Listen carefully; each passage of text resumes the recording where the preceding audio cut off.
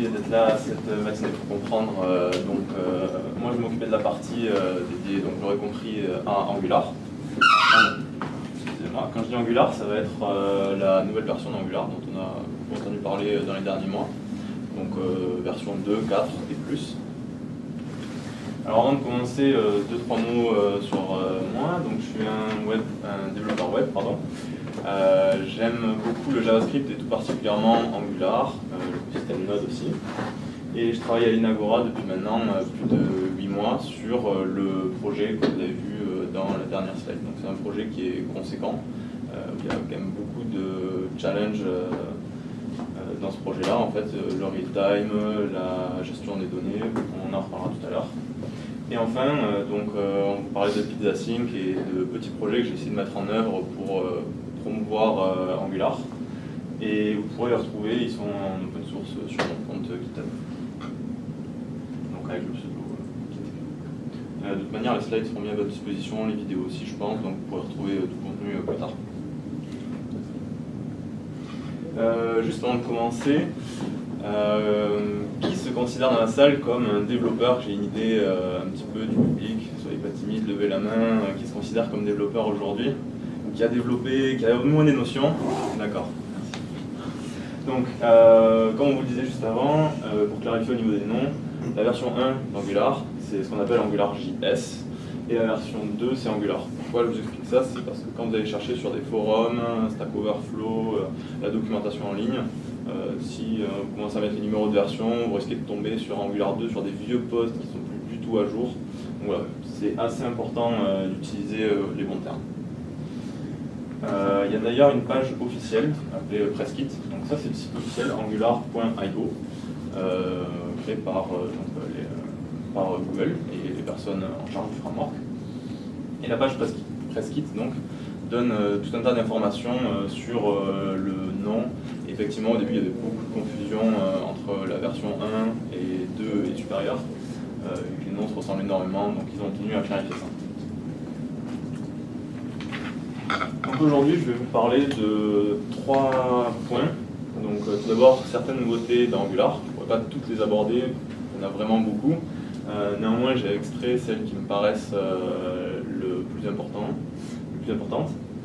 Ensuite, je vous parlerai non plus du framework, mais de la plateforme, c'est-à-dire tout l'écosystème qu'il y a autour d'Angular. Et le dernier point sera peut-être un petit peu plus technique, qui va concerner le state management et data flow, c'est-à-dire la manière dont on maintient les données dans l'application. Et le data flow, c'est la manière dont fluctuent les données entre les composants. C'est vraiment très important pour avoir une bonne architecture dans notre application, pouvoir la tester facilement et aussi donc avoir une application pérenne et qu'on puisse maintenir au fur et à mesure des développements. Si vous avez des questions qui sont un petit peu ouvertes, on les verra plutôt à la fin. En revanche, il y a des choses que vous ne comprenez pas, si j'utilise des termes qui sont un peu trop techniques, des fois je pars un peu la tête dans le guidon, n'hésitez pas à lever la main et demander clarification. Donc on va commencer, comme je vous le disais, par les nouveautés du framework. Et la toute première, toute simple mais relativement importante, c'est ce qu'on appelle le semantic versioning, aussi appelé Semver. Donc l'idée sur toutes les librairies qui sont disponibles aujourd'hui, c'est qu'elles ont des numéros de version, souvent découpés en 3 numéros. Alors le plus petit, lorsqu'on va mettre à jour le plus petit, le dernier donc, c'est ce qu'on va appeler un fixe. Et lorsqu'on a un fixe, on va faire uniquement de la correction de bugs. C'est-à-dire que théoriquement, on est censé pouvoir mettre à jour les librairies sans avoir rien de cassé dans nos applications. Lorsqu'il va y avoir des ajouts de features dedans, on va mettre à jour le deuxième chiffre. Donc par exemple, on va passer de la version 4.0.0 à 4.1.0. Et pareil, donc il peut y avoir de l'ajout de fonctionnalités, et si on décide de ne pas utiliser ces fonctionnalités, on pourra tout simplement mettre à jour et profiter de certaines améliorations des librairies. Et enfin le dernier, celui qui reste compliqué, c'est lorsqu'on va mettre à jour les versions majeures, donc le premier chiffre de la version, le plus grand, par exemple passer de la version 2 à 4 pour Angular, on verra pourquoi après. Et donc dans ces cas-là, il peut y avoir ce qu'on appelle des breaking changes, c'est-à-dire que les développeurs peuvent avoir besoin de mettre à jour du code pour que ça fonctionne avec cette nouvelle version. Dans la version Angular JS, la version 1, le Semver n'était pas respecté, et si on passait de la version 1.3 à 1.5, on pouvait avoir une application complètement cassée, ce qui n'est plus le cas aujourd'hui avec Angular. Donc 2 et plus. Donc vous avez sûrement entendu parler d'Angular 2, aujourd'hui nous sommes en Angular 4. Donc, évidemment, ça ne change pas grand-chose vis-à-vis de ce que je dis avec le Semver, et les breaking change étaient relativement faibles de la version 2 à 4. Et petit détail, donc pourquoi on est passé de la version 2 à 4, c'est tout simplement parce qu'au début, tous les packages d'Angular, tous les modules d'Angular, étaient alignés sur la version 2, à l'exception d'un seul, qui avait eu un problème majeur juste avant la release officielle. Ils avaient dû monter, pour toujours être en accord avec le Semver, le numéro de version en version 3, et donc on n'était plus aligné. Pour retrouver cet alignement et le garder de manière définitive, les développeurs ont tout simplement décidé de passer de la version 2 majoritaire, sauf le routeur, à 4 pour passer toutes les versions à 4 et avoir des versions alignées. Lorsqu'on met à jour le framework et toutes ses dépendances, on n'est pas à se poser la question d'avoir des numéros de version différents ou pas, tout est aligné, c'est très simple. L'avantage du Semver, c'est que derrière les versions, on peut avoir des plannings, et donc l'équipe Angular a sorti des plannings prévisionnels, tentatives, et donc toutes les semaines on a des patchs, donc des améliorations sur le framework, correction de bugs, amélioration de performance. Donc on peut mettre à jour sans avoir peur de casser son application, sans se poser de questions. Ça c'est quand même un gain de temps assez important pour nous développeurs. Quand on se retrouve avec 10, 20, 30 ou plus dépendances dans le projet, c'est toujours bien de savoir que certaines d'entre elles au moins suivent le semantic versioning et qu'on peut mettre à jour sans se poser de questions si le numéro de version n'est pas majeur. Ensuite, on trouvera des minor versions tous les mois, donc avec de l'ajout de fonctionnalités, et les major versions, donc avec les potentiels breaking change, qui arriveront tous les 6 mois. Donc ici on a un planning, aujourd'hui on est en version 4 depuis mars, et on passera en version 5 entre septembre et octobre, à cause des vacances, et en version 6 en mars 2018, etc. Donc ça ne veut pas dire que lorsqu'on va passer à une nouvelle version, il y aura forcément des breaking change. Ça peut être des breaking change pour les développeurs qui travaillent sur le cœur du framework. Donc par exemple de la version 2 à la version 4, ça s'est fait de manière très fluide pour les développeurs qui utilisent vraiment Angular pour leur application et non pas dans le code pur d'Angular. Alors la première nouveauté que les développeurs vont remarquer de suite lorsqu'ils vont se mettre à chercher des informations sur ce nouveau framework, c'est l'utilisation de TypeScript. Alors TypeScript, c'est le JavaScript avec une surcouche qui est le typage. Donc pour ceux qui font du Java ou n'importe quel autre langage typé, j'imagine que vous en connaissez tous les avantages. Et c'était quand même à la fois un avantage du JavaScript, mais aussi une faiblesse de ne pas avoir un langage typé, notamment lorsqu'on a des équipes qui sont assez conséquentes, que le code est partagé, que chacun travaille sur plusieurs modules, on n'est pas toujours au courant de tout, et typer notre code peut vraiment améliorer le workflow de manière générale dans une équipe. Alors la première chose, j'ai oublié de détailler. Ici, donc j'ai mis un petit exemple très simple. On déclare une variable personne, on donne son type. Donc ici, on voit qu'une personne peut avoir un nom de type string, donc une chaîne de caractères, un âge de type number. Et lorsqu'on instancie cette variable, on passe les données dans le bon type. Si on ne met pas le bon type, donc je change l'âge de 25, je le mets entre quotes, comme si c'était un string, une chaîne de caractères. On voit que l'IDE nous dit qu'il y a une erreur et que le type string n'est pas assignable à un type number. Donc voilà, l'idée c'est d'attraper au maximum toutes les erreurs au moment de la compilation et non plus au runtime, c'est-à-dire on n'a pas besoin d'attendre que nos systèmes de build recompilent toute notre application, que l'application s'affiche dans le navigateur, qu'on fasse 10 clics pour arriver sur la page qu'on veut tester et qu'enfin on s'aperçoit qu'il y a une erreur. Voilà, l'idée c'est d'avoir toutes ces erreurs-là en amont. Ce qui est aussi très intéressant au passage pour le continuous integration, lorsqu'on veut faire des tests en continu à chaque commit sur le projet.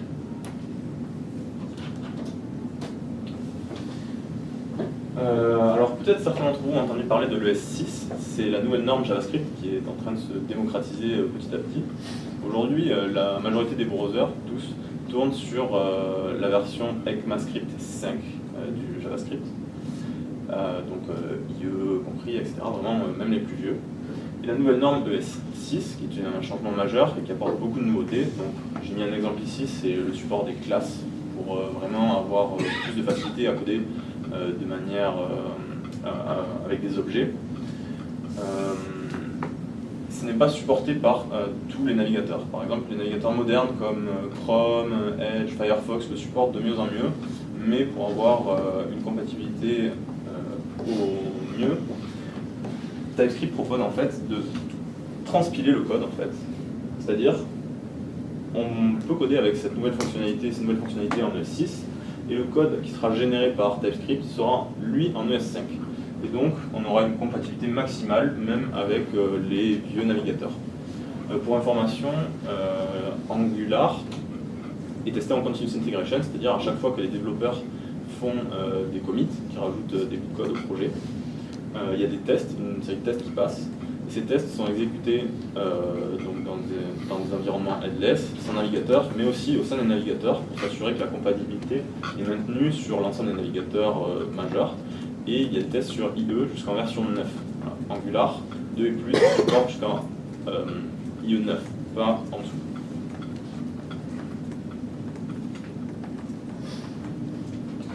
Enfin, la documentation. Donc, pour ceux qui connaissent Eclipse, Java par exemple, ça se rapproche vraiment de ce qu'on retrouve dans Eclipse. Et lorsqu'on fait une classe, on décrit une méthode avec ses types en entrée, potentiellement ses types en sortie, j'en ai pas mis ici, puisque c'est du void. Mais j'ai mis un commentaire ici pour décrire ce que fait la méthode. Et en fait, dans l'IDE, on va retrouver, donc l'IDE ici c'est Visual Studio Code, qui est proposé par Microsoft en open source aussi, qui est vraiment très bien pour faire du TypeScript et qui est fortement conseillé d'utilisation avec Angular. Fin de la petite parenthèse. Donc si sur un objet de type dog de cette classe, je veux voir la méthode feed, en fait, lorsqu'on va mettre le curseur sur cette méthode, on va avoir une autocomplétion, mais aussi des informations sur le type pris en entrée, le type en sortie, et on va pouvoir retrouver donc ce qu'on a passé en commentaire au-dessus. Donc évidemment, quand on est dans le même fichier avec 3 lignes de code, c'est pas très impressionnant.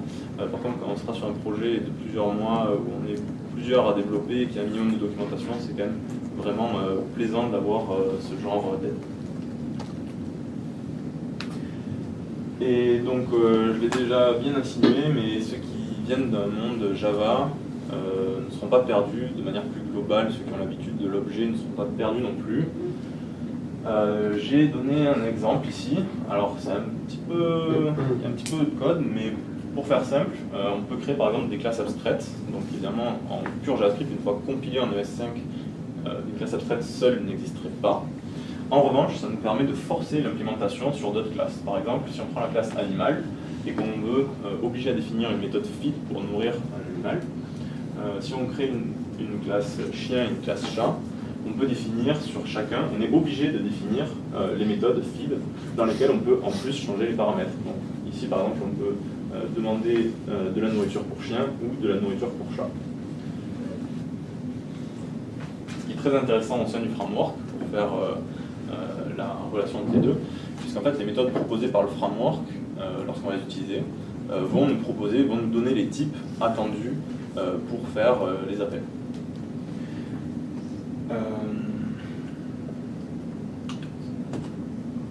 Ensuite, on a aussi l'utilisation par exemple des interfaces dans TypeScript qui nous permettent de définir le type de données qu'on va recevoir. Donc quelque chose de très classique, hein, comme une classe mais qui ne sera pas instanciée, et que j'ai utilisé donc pour la nourriture du chien, qu'on peut passer ici, ou la nourriture du chat. Ensuite, ce qu'on va tout de suite remarquer lorsqu'on va commencer à se plonger sur Angular, c'est l'utilisation des web components. C'est aussi un terme qui revient beaucoup depuis quelques années, et vers lequel le net tend de plus en plus à utiliser, c'est les web components justement. Donc, un component, l'idée c'est d'avoir des choses réutilisables, pour ce qui est un petit peu générique en tout cas. Et donc, avec Angular, de manière plus générale, souvent, un component est fait de trois choses. Donc, on va retrouver son template, c'est-à-dire la partie en HTML qui va permettre d'afficher les informations qu'on veut afficher dans le navigateur. Donc ici, avec Angular, on le passe dans la propriété template URL et on passe le chemin relatif ou absolu vers notre fichier HTML. Ensuite, il y a des styles. Donc on peut passer pour un component donné un ou plusieurs fichiers CSS. Ce qui fait qu'on a aussi une encapsulation au niveau des styles qui est très intéressante, qui est proposée par le framework. Oui. Bonjour.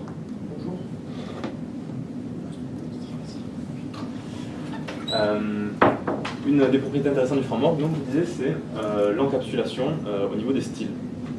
Pour ceux qui font un petit peu de web, lorsque le projet devient assez conséquent, souvent les styles viennent à se marcher dessus. Par exemple, si on fait des classes un petit peu trop génériques en CSS, comme par exemple une classe valide, qu'on voudra afficher dans un formulaire puis un autre, si on ne veut pas afficher les mêmes styles de l'un à l'autre, les classes vont sûrement se marcher dessus selon l'ordre dans lequel on met, c'est pas toujours très prédictible.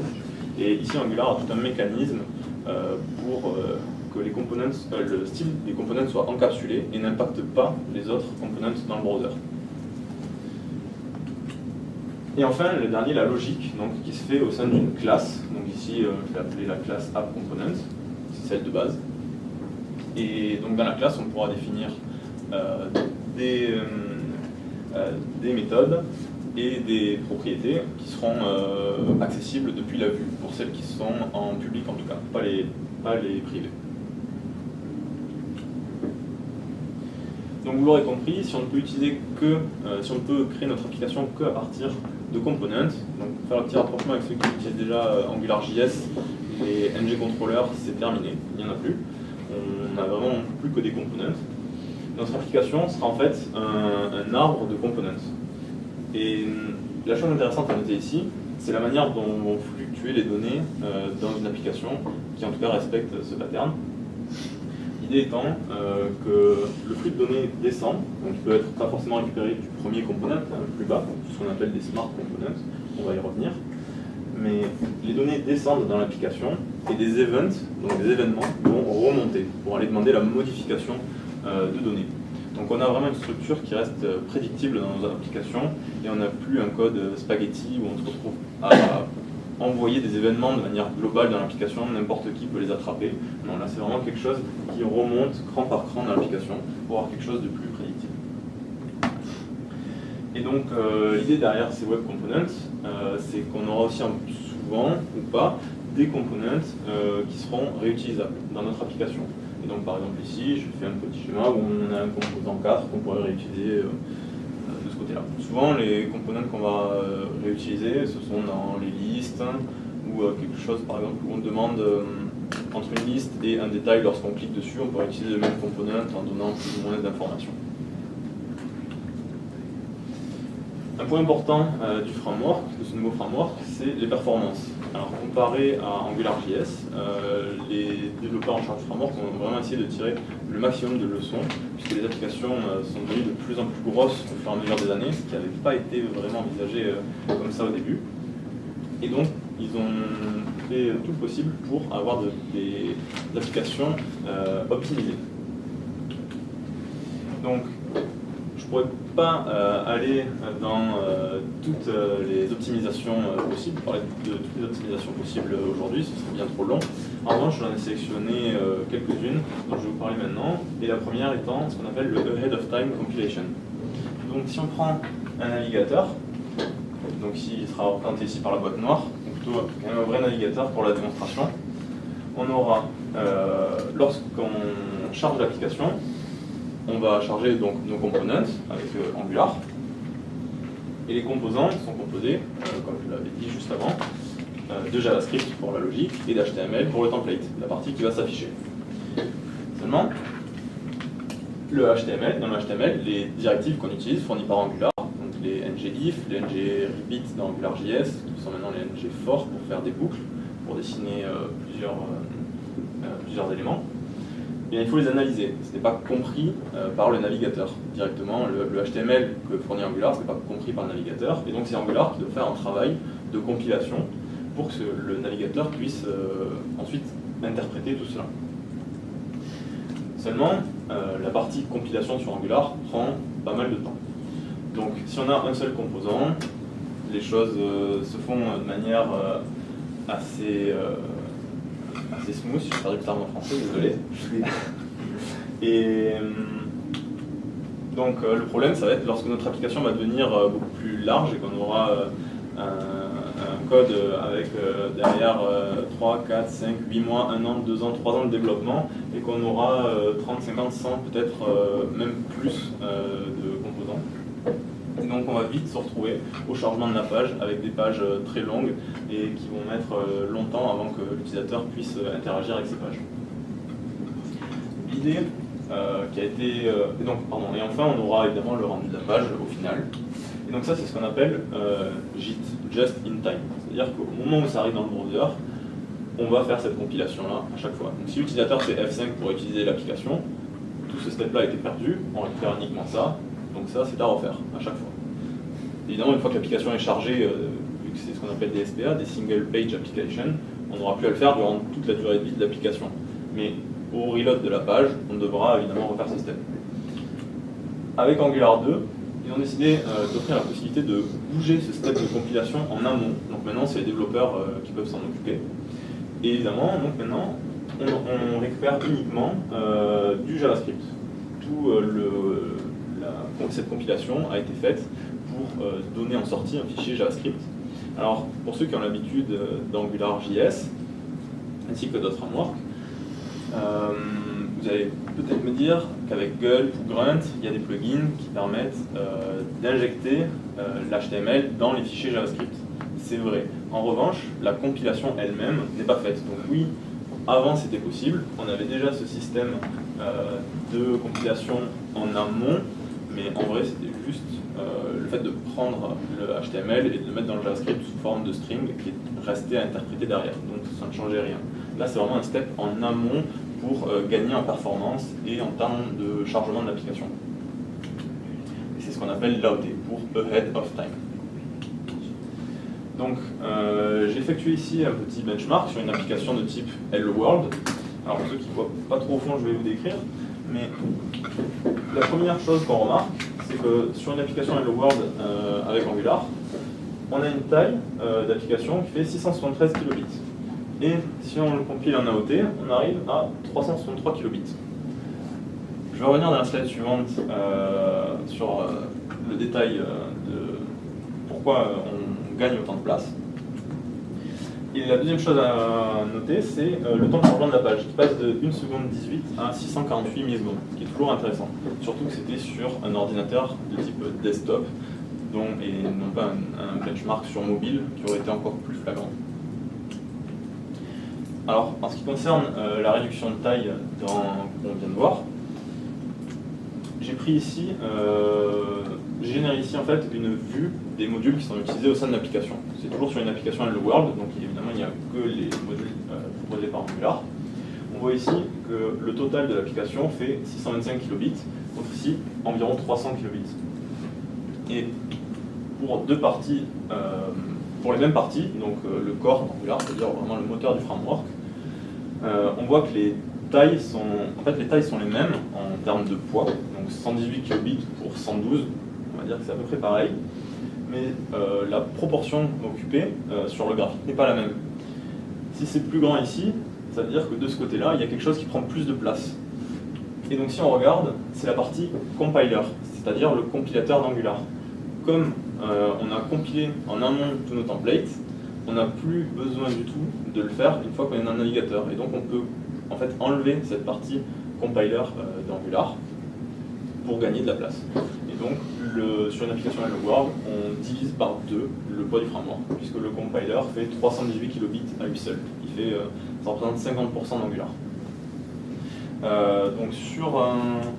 Ah oui, alors ce procédé est appelé tree shaking en fait, c'est-à-dire que tous les modules qui ne sont plus utilisés seront supprimés de l'application. En fait, on prend l'application du début, on le secoue, c'est vraiment l'idée du trick shaking, et tout ce qui ne tient pas, tout ce qui n'est raccroché à rien, sera enlevé.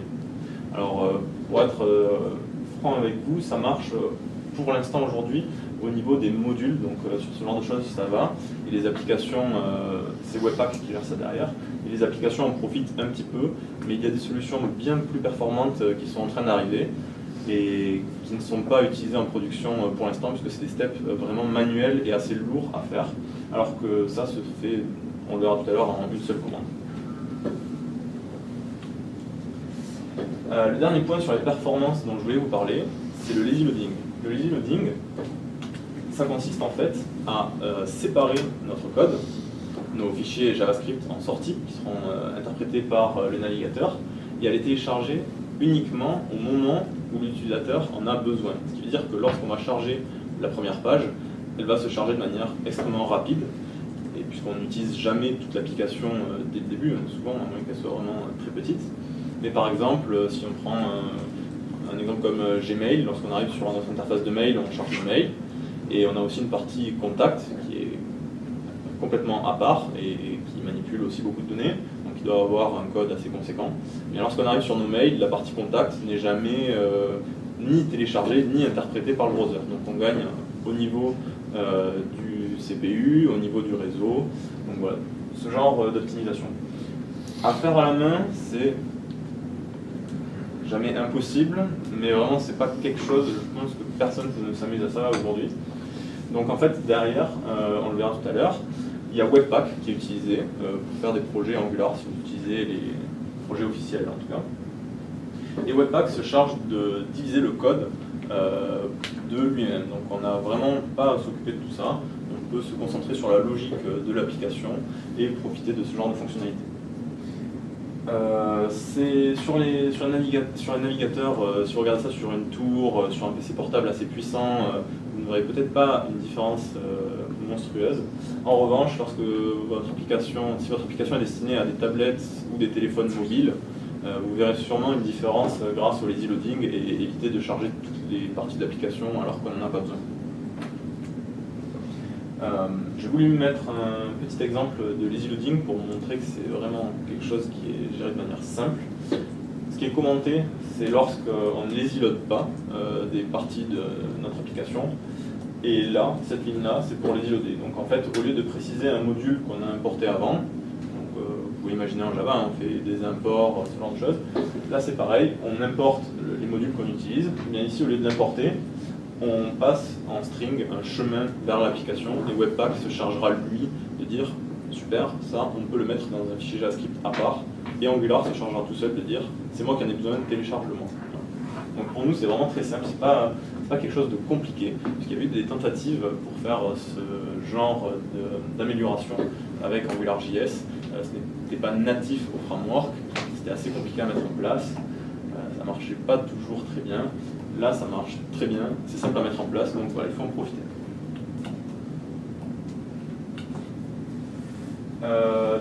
Ça, c'est la page de connexion de l'application sur laquelle j'ai travaillé pendant ces derniers mois. Donc, la page de connexion étant très simple, mais ce qu'on va remarquer, c'est qu'en fait, lorsqu'on arrive sur la page de connexion, la seule chose qui était chargée au niveau des chunks, c'est-à-dire tous les JavaScript qu'on a séparés vis-à-vis des modules de notre application qu'on n'utilise pas. Le premier chunk qui est loadé, ça va être uniquement celui de la page de connexion, donc, qui est vraiment tout petit, qui fait à peine 56,8 kilobits. Et une fois que tout le site aura été chargé, on se retrouve avec, 574,6 kilobits. Donc on divise par 10 quand même le nombre, la taille du JavaScript qu'on va charger sur nos modules, ce qui n'est pas négligeable sur mobile lorsqu'on est en 2G, dans le métro, dans des bâtiments avec des murs épais, si on fait des applications pour des gens qui travaillent. Voilà. Donc, sur la slide précédente, je vous montrais les routes ici. Donc, on définit pour un base données, par exemple ici, le login, celui qu'on va retrouver dans l'URL. Et je disais, à ce moment-là, on peut charger le login module. Et donc ça, je l'ai stocké dans une variable qui s'appelle route. La manière dont on définit pour Angular les routes, qu'on lui passe les routes, eh bien, il suffit d'appeler le routeur module et de lui passer en paramètre les routes. Si on veut avoir un plus sur le lazy loading et pousser la chose encore plus loin en disant très bien, au début de l'application, tu vas me télécharger uniquement ce dont j'ai besoin, donc uniquement ce chunk-là, et dès que le browser est IDLE, c'est-à-dire quand l'utilisateur ne l'utilise plus, qu'il a fini de télécharger et parser le JavaScript nécessaire à l'affichage de la première page, à ce moment-là, dès que tu ne fais plus rien, télécharge-moi en avance tout le reste des modules qui sont nécessaires pour faire tourner l'application. De cette manière, lorsqu'on va charger une partie de l'application qui était supposée être lazy loadée, elle sera déjà prête et il n'y aura aucune latence de ce côté-là. Pour faire ce préloading, on pourrait croire pareil que c'est compliqué, ça ne l'est pas. On passe de cette syntaxe, on rajoute juste un paramètre en plus, un objet, où on dit pour la préloading stratégie, précharge-moi tous les modules. Juste un seul paramètre pour arriver à préloader tous nos modules lazy loadés. Donc c'est vraiment le genre d'optimisation auquel il faut penser au début. Ça se fait de manière simple et c'est vraiment beaucoup plus performant au chargement de la page. Alors on va maintenant attaquer la partie de cette présentation qui est la partie plateforme d'Angular, c'est-à-dire tout ce qui va tourner autour. Avant ça, j'aimerais vous parler de l'écosystème JavaScript ces dernières années. Et pour ceux qui travaillent un petit peu dans le monde du web, depuis 3-4 ans, vraiment le sentiment des développeurs web, ça a été celui-là. Je suis fatigué. Alors, au début, on a commencé, donc pour ceux qui sont partis de très loin, il y avait peut-être du prototype. Ensuite, il y a eu le petit frère jQuery. On a entendu parler de Backbone. Puis après, c'était Ember. On a eu AngularJS, qui a eu sa cote de popularité, qui a été créée en 2009, mais qui a été vraiment émergent, en tout cas en France, dans les dernières années. Ensuite, il y a eu React. Puis maintenant, on a vu JS, et j'en passe. Ce sont uniquement les plus gros. Donc, pour tous les développeurs JavaScript, on apprend quelque chose, et on a l'impression que 6 mois plus tard, on est complètement dépassé par ces frameworks. Ensuite, on nous a dit, super, tu fais du code, mais comment tu le mets en production? Il faut optimiser tout ça. Donc, on va prendre des task runners comme Grunt, par exemple, qui vont nous permettre de concaténer les fichiers JavaScript et éviter que le navigateur ait à télécharger des dizaines de fichiers au début. On va tous les concaténer en un seul, pour faire un seul téléchargement, ce qui sera plus rapide. Et puis on nous a dit, mais Grunt, c'est très bien, mais on va sortir une nouvelle version, on va faire Gulp, qui est un petit peu plus rapide. Ensuite, on nous a dit, vous voulez faire du code ES6, très bien, les navigateurs ne le supportent pas, on va vous créer quelque chose qui s'appelle Babel, comme ça vous pourrez transpiler votre code ES6 en ES5, donc on peut appliquer ensuite dans tous nos différents frameworks. Et puis on nous a dit, pour charger les dépendances d'un projet, s'amuser à faire des balises script SRC dans l'ordre, c'est très bien. Quand on a deux librairies, s'il y en a une qui dépend d'une autre, on la met en deuxième, on met l'autre en premier. Quand notre projet devient un petit peu plus conséquent, et qu'on a des dizaines, 10, 20, 30, 40, peut-être 50 librairies dans le projet, ça devient vraiment ingérable de choisir l'ordre dans lequel on doit les mettre. Et donc pour ça, on a eu System.js ou encore JSPM, qui permettait de faire des imports, de créer un arbre de dépendances et qui ensuite injectait les modules dans l'ordre pour nous. Très bien. Puis maintenant, on a TypeScript qui vient remplacer Babel, puisqu'il fait aussi la compilation ES6 en ES5 et auquel on rajoute les types. Et finalement, on a maintenant Webpack qui vient remplacer System.js et JSPM de manière plus simple. Donc voilà, tout ça c'est l'écosystème JavaScript qui est lourd, et nous en tant que développeurs, on aimerait bien se poser sur quelque chose de plus stable. Donc, quand je commence un projet, j'aimerais pouvoir me focus vraiment sur le code et non pas choisir les outils, passer un temps monstrueux à setup le projet. Mais malheureusement, c'est souvent ce qui arrive au jour d'aujourd'hui. Donc, on commence par trouver les outils qui sont appropriés au projet, en espérant qu'ils ne soient pas déjà dépassés si c'est des choses qu'on a utilisées dans d'autres projets. Et enfin, on va faire la partie setup et accessoirement, on va commencer à coder, peut-être résoudre quelques bugs et enfin délivrer notre produit. Dans un monde idéal, on pourrait plutôt remonter tout ça et supprimer la partie recherche et setup des outils qui vont nous aider à créer le projet et commencer directement à coder et voire même directement délivrer le projet ensuite et passer à notre projet. Pour ceux qui sont assez orientés sur la qualité du code, en profiter pour intégrer des tests, vérifier, corriger des bugs, faire des optimisations, délivrer. Voilà. Après, chacun son boulot. Mais en aucun cas, on ne veut passer du temps à trouver les outils appropriés et à les mettre en place. Donc l'idée de la plateforme et non plus du framework, on a 5 points majeurs dont je vais vous parler maintenant, en commençant avec AngularKey. AngularKey, c'est vraiment le cadeau qu'on trouve. C'est vraiment le cadeau qu'on a avec Angular 2, puisqu'en fait ça nous permet de commencer un nouveau projet en moins de 3 minutes. On installe AngularKey de manière basique avec NPM. On a accès ensuite à la commande ng, et on peut faire par exemple ng-new qui va nous créer tout le scaffolding d'un projet, donc avec les systèmes de tests déjà mis en place, qui sont assez lourds généralement. Donc on peut lancer la commande ng-test pour lancer ces types de tests. On a ensuite les tests end-to-end, dont je vous reparlerai un petit peu plus tard, qui consistent à tester directement l'application dans un navigateur en simulant des clics, simulant des entrées et voir si tout se passe bien au sein d'un navigateur. C'est pareil, c'est déjà intégré, on n'a pas à faire tout ce setup là, et on peut lancer la commande ng e2e pour end-to-end.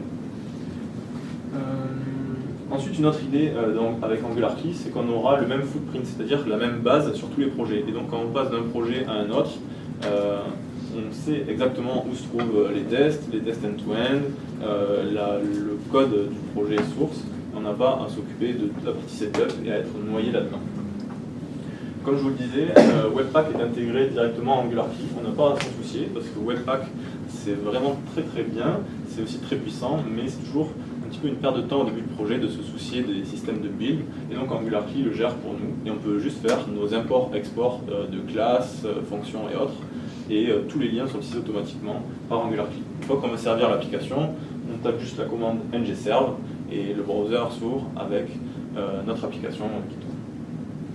On peut aussi générer tout ce qui est lié au framework, comme les components, les services ou les modules, à l'aide de la commande ng-generate. On lui donne un argument, si on veut, un service, un module ou autre, son nom, et ça nous crée tout le scaffolding avec un fichier TS pour la logique, un fichier SAS ou LS ou CSS tout simplement pour le design. Et ensuite, on a aussi le live reload qui est fourni out of the box, c'est-à-dire que dès qu'on va faire un CTRL-S sur notre code, parce qu'on vient de modifier quelque chose, le navigateur va s'auto-reload et les développeurs auront quand même un moyen de travailler beaucoup plus fluide. Et je l'ai dit juste avant, mais ça supporte le SAS et le LS, qui sont des CSS préprocesseurs, c'est-à-dire qu'en fait, dans le CSS, on peut maintenant utiliser des variables, des imports et ce genre de choses, un petit peu plus poussées. Mais on peut utiliser tout simplement du CSS si on le souhaite. Ensuite, il y a Angular Material. Donc Material, pour ceux qui connaissent Android, j'imagine tout le monde en a au moins entendu parler, même ceux qui ont des iPhones. C'est un petit peu une évolution du flat design et qui est proposée par Google. Donc, il y a des guidelines qui sont assez énormes. Et pour éviter que chaque développeur ait à implémenter une librairie graphique, Google, avec Angular Material, en propose une implémentation possible. Et donc on retrouve sous forme de components tout ce qui va être sous forme de components, tout ce qui est fourni par Angular Material. Donc par exemple, si on veut faire une toolbar, donc qui va se trouver en haut de l'application, on fait md toolbar et on peut passer son titre. Ensuite, si on veut avoir une sidenav ici, qui va s'ouvrir, se fermer, on crée tout simplement l'élément md sidenav container avec la sidenav et le contenu. Et on peut passer en propriété, si la sidenav est ouverte, fermée, ce genre de choses, mettre une variable avec Angular, et donc au clic d'un button, changer cette variable de true à false pour ouvrir ou fermer la sidenav. Donc voilà, ça tient vraiment sur peu de code, et on arrive à faire du prototype d'interface dès le début de l'application de manière assez rapide. Alors j'ai mis en jaune, attention, en effet c'est prêt pour la production, seulement ça demande énormément de travail de faire tout ça, puisque c'est une réécriture complète de la première version qui existe avec AngularJS. Et donc c'est une réécriture complète de Angular Material pour la version 2 et plus du framework. Donc. Et tous les components ne sont pas disponibles aujourd'hui. Donc ceux qui sont utilisés de manière majeure marchent très bien. Néanmoins, il en manque certains pour l'instant, comme par exemple la génération des tables, qui est un petit peu un problème, mais c'est déjà en train d'arriver. Je pense qu'on l'aura dans les mois qui viennent. Enfin, on a Angular Mobile, donc, qui permet de faire ce qu'on appelle des progressive web apps. C'est quelque chose de très nouveau, qui est énormément poussé par le géant du web Google, qui va permettre en fait d'avoir une intégration beaucoup plus fluide entre les applications web et les applications natives. J'ai mis un exemple ici que je vous invite à aller voir quand vous retrouverez les slides, où en fait, si on revient sur l'application une deuxième fois, au moins après 5 minutes de délai, le navigateur propose: j'ai détecté que cette application peut être installée comme une application native, souhaitez-vous le faire? Si on fait OK, on a alors l'application qui vient se mettre sur la page d'accueil, comme si on l'installait via le Play Store ou... je parle maintenant chez Apple, désolé. Et donc, on va vraiment avoir une application qui tourne sur notre mobile de manière native, sans la barre d'URL, donc dans un environnement dédié, qui sera toujours celui du browser. Derrière, c'est Chrome qui va tourner de manière un petit peu cachée et qui donnera une expérience beaucoup plus native aux utilisateurs et transparente. Donc ça réduit aussi le temps de développement, parce que si on compte en plus de ça implémenter une application native derrière, c'est toujours du développement supplémentaire, il faut connaître d'autres langages, sûrement d'autres développeurs. L'expérience est souvent un petit peu différente entre la version web et la version native. Donc là on a vraiment quelque chose qui va aider les utilisateurs à rester dans le même environnement aussi. Et l'intégration avec le Angular CLI n'est pas disponible pour l'instant de manière simple, mais c'est en train d'arriver. Le dernier point dont j'ai oublié de parler d'ailleurs, c'est le service worker. Ça c'est quelque chose qui permet en fait de faire tourner nos applications en offline. Donc pour vraiment se rapprocher de quelque chose de natif, on peut maintenant avoir nos applications web qui sont disponibles en offline. Donc on débranche le câble réseau, on fait F5, la page marche quand même. On peut continuer à naviguer dessus selon les développements qui ont été faits pour. Et une fois qu'on reviendra sur l'application, les données vont se synchroniser avec le serveur. Et voilà, proposer quelque chose de vraiment fluide à l'utilisateur s'il veut continuer à voir ses articles ou interagir avec l'application dans l'avion ou lorsqu'il y a un réseau qui est assez pauvre. Ensuite, on a Angular Universal, qui est la génération côté serveur, et notamment pour le Search Engine Optimization, c'est-à-dire pour le référencement dans les moteurs de données. Donc par exemple, quand on a un site qui est codé avec Angular, si Angular, React ou tout autre framework JavaScript, front-end, si on partage le lien de l'application sur Facebook ou autre, souvent on a une vignette blanche. Et bien là, ça permet de résoudre ce problème, puisqu'en fait le JavaScript n'est pas interprété par les robots de Facebook et autres. Et donc si le site n'est pas pur HTML, on n'aura pas la prévisualisation. Ça améliore aussi pas mal les performances lors du premier démarrage.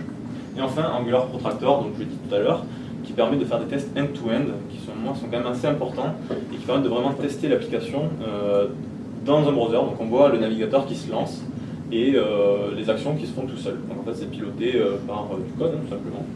Et on peut faire des expectations, l'équivalent des asserts, pour dire est-ce que les éléments sont bien là, est-ce qu'ils contiennent bien telle et telle donnée, et vraiment simuler l'interaction de l'utilisateur.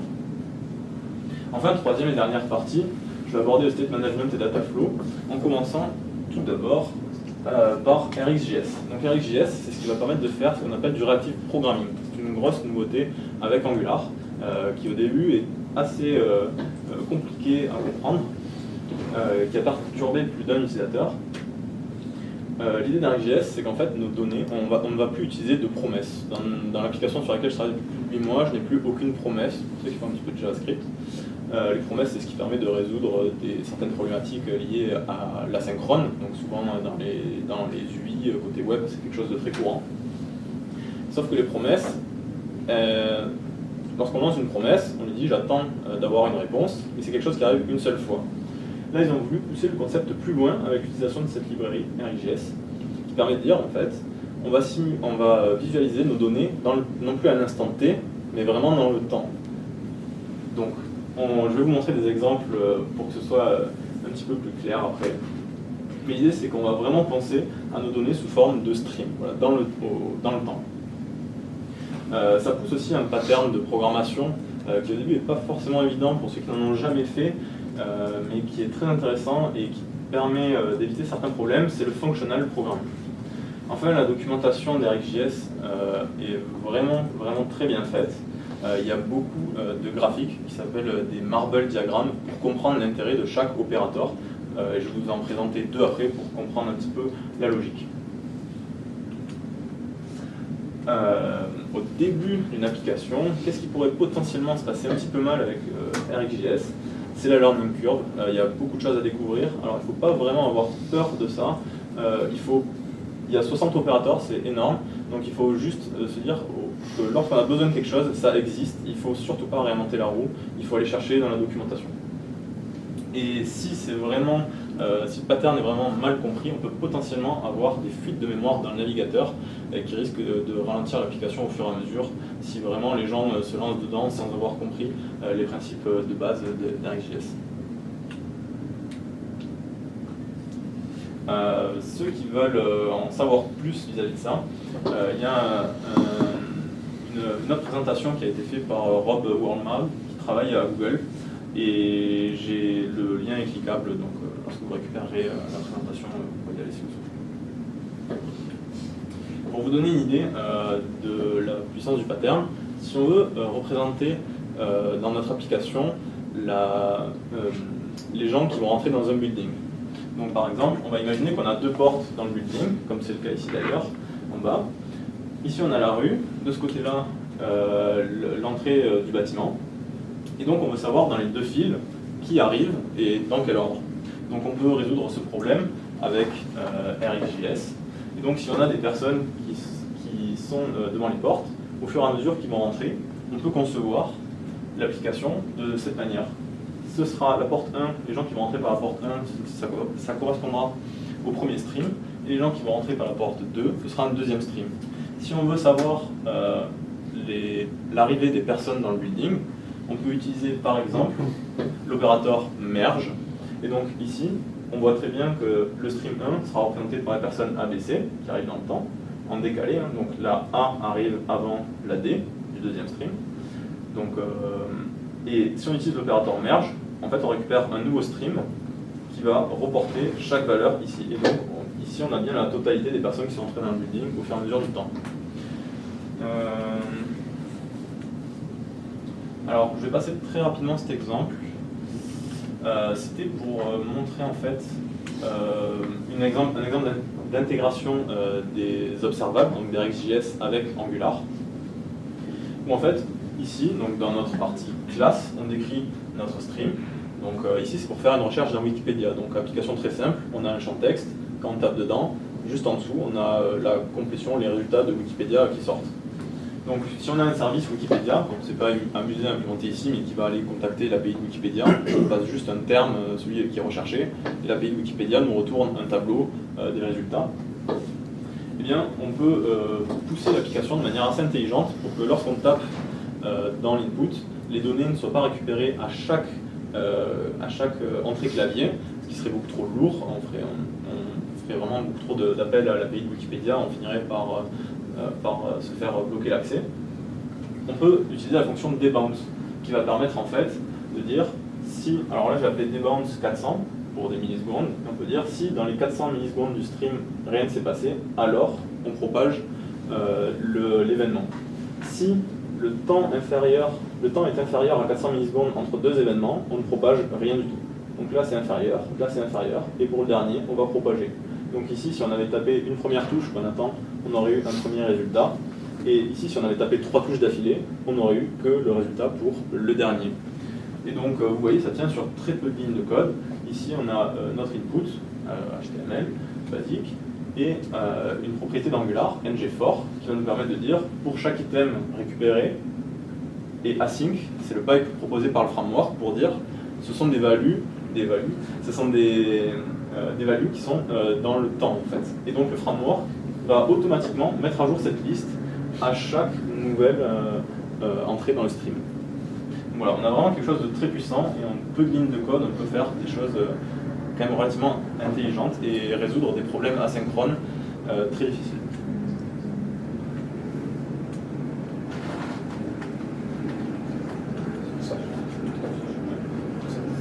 La dernière partie dont je voulais vous parler, C'est Redux.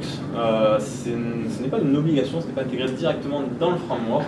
En revanche, pour les projets de taille conséquente, c'est vraiment quelque chose que je vous conseille d'utiliser, en tout cas de vous renseigner dessus et au fur et à mesure peut-être d'aller vers cette solution. L'idée de Redux, c'est d'avoir un store centralisé, donc on peut considérer un petit peu comme notre base de données en fait. Ça joue très bien avec les données en asynchrone. La documentation de Redux est vraiment très bien faite, donc vous n'aurez aucun mal à vous plonger dans ce pattern. Les fonctions qui manipulent nos différents états, c'est ce qu'on appelle des fonctions pures, donc qui manipulent en aucun cas des données du framework ou autre. C'est des fonctions pures JavaScript pour lesquelles on donne une entrée donnée, et il ressortira, pour la même entrée, on ressortira toujours le même type de données. Donc c'est des choses qui sont très faciles à tester derrière aussi. La communauté qui utilise Redux est énorme, et donc vous n'aurez aucun problème à trouver de l'aide sur des forums comme Stack Overflow ou encore Gitter. Et enfin, donc, Powerful Debugging Tools. Je ne sais pas si j'aurai le temps de vous le montrer, on verra peut-être plus tard pour PizzaSync. J'espère que oui. En tout cas, une des choses à respecter avec Redux, c'est la partie immutabilité. Donc, l'immutabilité, c'est-à-dire que si on a un objet, donc j'ai représenté l'implémentation en mémoire d'un objet qu'on a déclaré par le carré et sa référence mémoire, donc ici 1. Si on veut le changer, ce qu'on fait d'habitude en JavaScript, on dit mon objet .âge, si on veut mettre à jour l'âge, et on change l'âge, égale 25. Donc ça reste la même référence, l'objet a été muté. L'idée maintenant, c'est de faire de l'immutabilité avec Redux, et donc qui va nous apporter vraiment le debugging tool, ce qu'on verra après. C'est que lorsqu'on veut mettre à jour un objet, on ne va pas modifier la référence comme c'était le cas en haut, mais en fait on va créer un nouvel objet en prenant les anciennes propriétés ici, les mêmes, et changer la dernière. Voilà. Donc au début ça va être un peu perturbant, mais c'est quelque chose auquel on s'habitue très vite, beaucoup plus vite qu'avec RxJS par exemple. Est-ce qu'il y a le temps pour une démonstration ou pas? Oui. C'est pas grave, la batterie.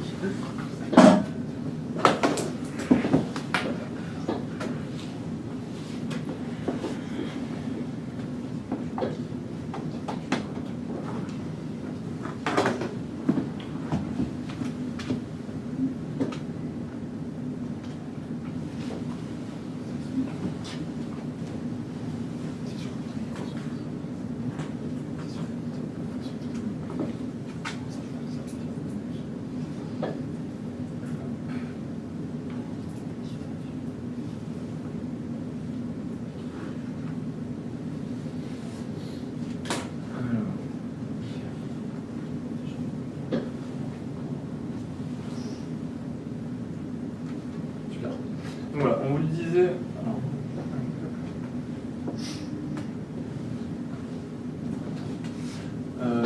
On vous disait tout à l'heure, à Toulouse, on aime beaucoup les pizzas, et on a une pizzeria qui est excellente, qui s'appelle la pizza de Lormeau. On va pas faire de pub. Et donc en fait, là, on a récupéré sur leur site, on a fait une petite partie back-end qui va récupérer leur pizza, qui les parse, et qui après peut nous retourner un objet JSON qu'on peut ensuite afficher sur la page. Donc, pour vous démontrer un petit peu l'idée de Redux, pardon.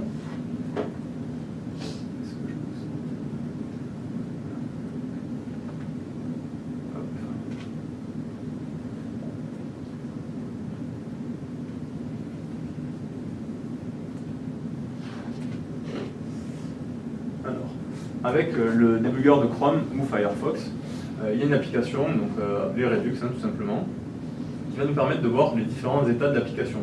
Donc si je me connecte, on voit ici qu'il y a eu toute une liste d'actions qui a été effectuée. Donc, un petit peu petit, mais on voit les actions. Il y a eu, par exemple, load pizza, qui nous a permis de charger toutes nos pizzas. Il y a eu une action identification et une action close dialogue, celle qui me demandait mon nom d'utilisateur. L'idée avec Redux, c'est qu'on peut ensuite voir toutes les données de notre application à un instant donné. Donc, ici, on va retrouver un graphique de... Alors ici c'est assez conséquent puisqu'il y a beaucoup de pizzas. Donc ça c'est la liste des pizzas. Et pour une pizza donnée, si on se rapproche, on voit que pour la pizza avec l'ID 26, dont le nom est par exemple Pavie, on peut retrouver sa liste d'ingrédients et ses prix, selon la taille. Et donc, à chaque fois que des données vont être modifiées dans notre application, donc sur les pizzas, ça ne va pas bouger, mais si par exemple on prend les orders, donc qui va consister à faire une commande, tout simplement,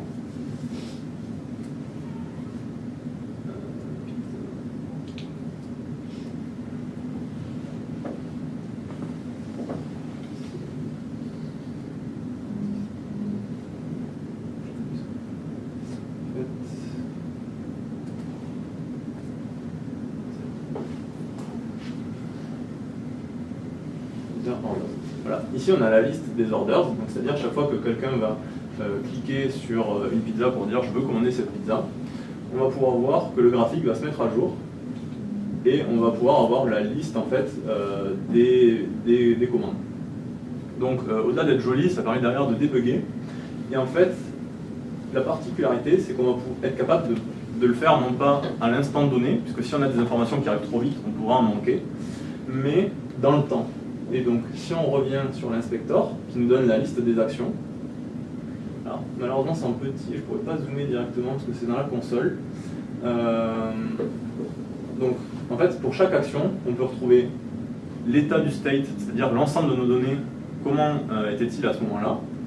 Et on peut voir aussi uniquement les différences. Donc, par exemple, au début, il y a eu le langage qui a été défini, et on est passé de langage vide à EN pour English, puisque le site est en anglais. Si on regarde au niveau du chargement des pizzas, qui est là, on a toute la liste des pizzas.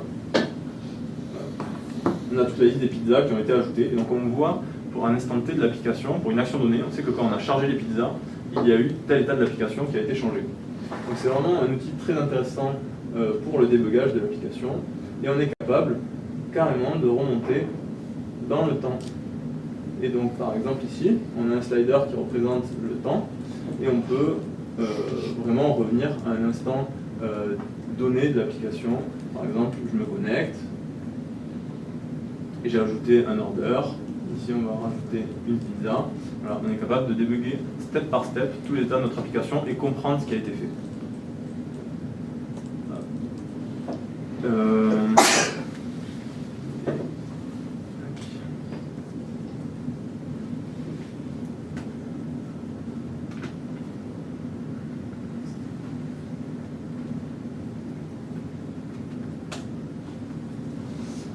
Donc cette application, le code source est disponible sur mon GitHub. Et si jamais ça vous intéresse, donc là on va le test.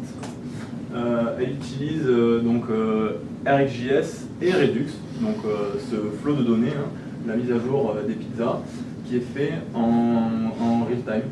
Et donc là évidemment j'ai cassé le serveur, donc la démo ne marche pas très bien.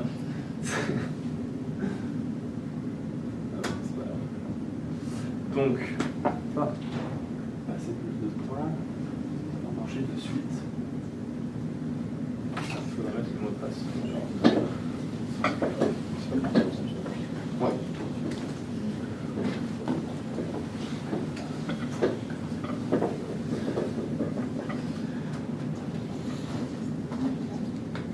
Hop.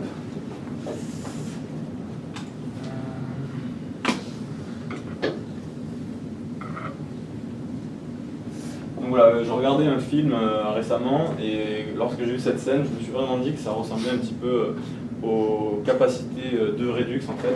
On a vraiment cette impression d'avoir le contrôle au niveau du temps et de nos données lorsqu'on veut faire du débugage. Donc, en conclusion, si vous devez retenir moins de 10 points avant de partir, donc tout d'abord c'est juste Angular, il n'y a plus d'Angular 2, et quand on parle de version, il faut vraiment utiliser uniquement AngularJS ou Angular. Ensuite TypeScript, c'est vraiment le remplacement parfait du JavaScript, que vous soyez seul parce que c'est plaisant, on a l'autocomplétion dans le browser, les types qui sont vérifiés, et en équipe c'est vraiment quelque chose qui devient important, vraiment je peux plus m'en passer. Angular a des meilleures performances que son prédécesseur et qui se remarqueront vraiment beaucoup sur les devices mobiles, tablettes, ou lorsqu'il y a des faibles connexions, si on profite des avantages avec le offline par exemple.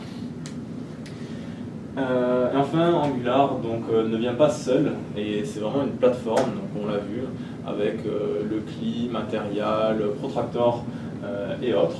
Et donc, on passe du temps à se focus sur le code business et non plus le setup du tooling autour de nos projets.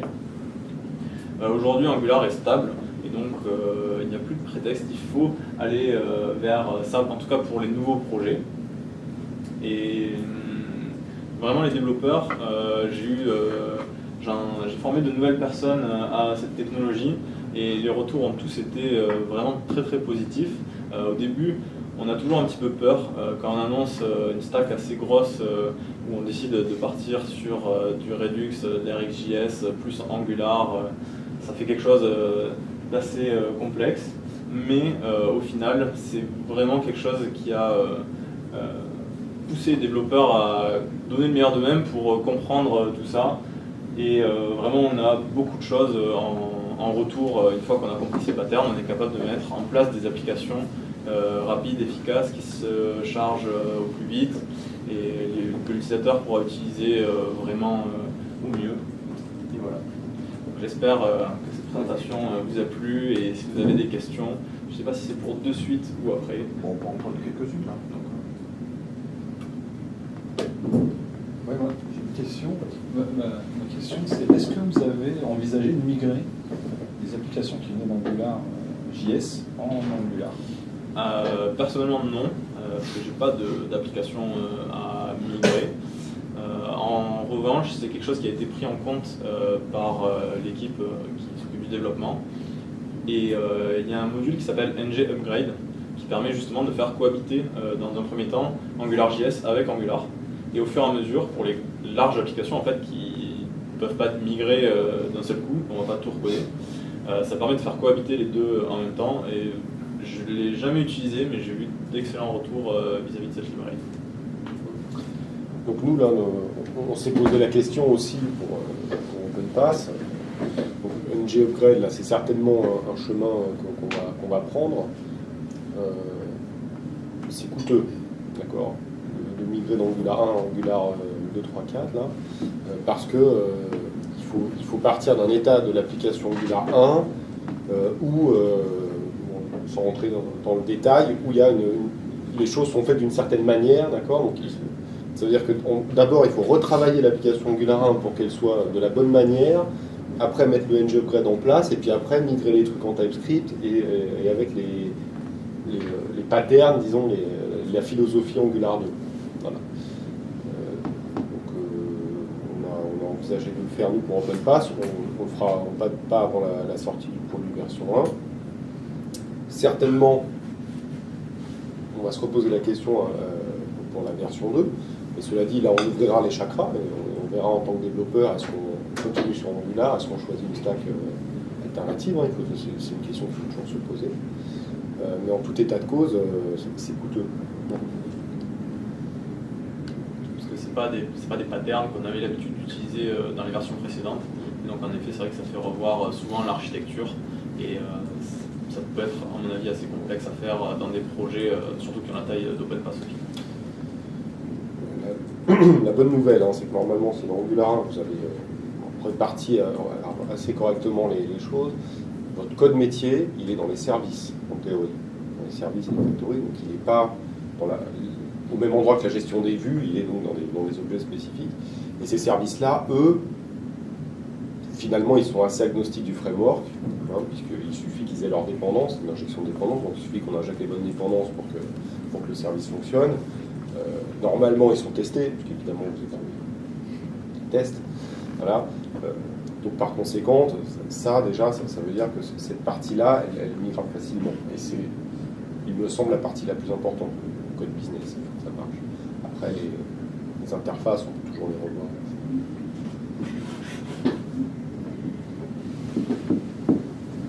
Est-ce qu'il y a d'autres questions? L'environnement de développement que vous utilisez, c'est intégré à Angular ou c'est un autre projet? petit environnement, vous parlez. Pour taper le code, avec L'idéo de complétion, l'idéo. L'idéo, ouais, non, c'est complètement indépendant, c'est Visual Studio Code. Alors il y a un support qui est bien sur d'autres IDE, hein. Il y a par exemple le WebStorm, mais qui est payant, qui a un bon support. Après on retrouve les classiques, hein, Sublime Text, Atom, et sous forme de plugins, avec chacun a des plugins TypeScript. Moi, personnellement, j'étais sur Sublime Text. Quand je me suis mis à développer avec Angular, j'ai d'abord essayé Atom. J'ai eu des problèmes, je pense qu'ils sont résolus maintenant, donc c'est peut-être pas vraiment à prendre en compte, mais l'autocomplétion était très très lente. J'avais plus de 30 secondes d'attente d'autocomplétion, ce qui n'est pas du tout utilisable. Et par la suite, j'ai eu, comme on est une société qui fait de l'open source, on a eu des licences sur WebStorm, j'ai essayé. J'ai trouvé l'environnement assez lourd. Et Visual Studio, ça a été le coup de cœur instantanément. C'est vraiment rapide. Ça a été fait dans cette optique-là d'utiliser TypeScript, puisque Visual Studio Code, en fait, c'est fait par Microsoft et TypeScript aussi. Les deux sont open source. Et donc, c'était vraiment dans cette idée de coupler les deux et d'avoir un IDE intelligent. Et on arrive à faire des refactors, notamment quand on veut mettre à jour du code, changer des noms de variables et autres, qui se fait vraiment de manière simplifiée. Par exemple, on peut faire clic droit, renommer une variable. Et à la différence du CTRL F remplacé dans le projet de manière globale, ça va le faire de manière intelligente. Et si par exemple on a deux classes, comme on a pris l'exemple tout à l'heure avec les chiens, et qu'on rajoute une classe à part des animaux humains, si on feed aussi les humains, si on a aussi une méthode pour les feed, et que sur un animal on décide de renommer la méthode feed, ça va renommer uniquement les méthodes de chat, de chien, et de la classe abstraite animal. Ça ne renommera pas celle des humains. C'est vraiment quelque chose d'intelligent à la manière d'Eclipse avec le Java. Il y a une version pour Linux Ouais, c'est complètement multi-OS, macOS, Linux, Windows, tout marche.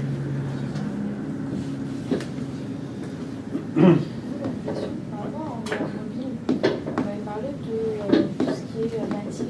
Ça atteint déjà jusqu'à quel niveau? Pardon, ça? Pour Angular mobile, Oui. vous m'avez parlé de natif. Oui, oui. On peut atteindre jusqu'à quel niveau natif?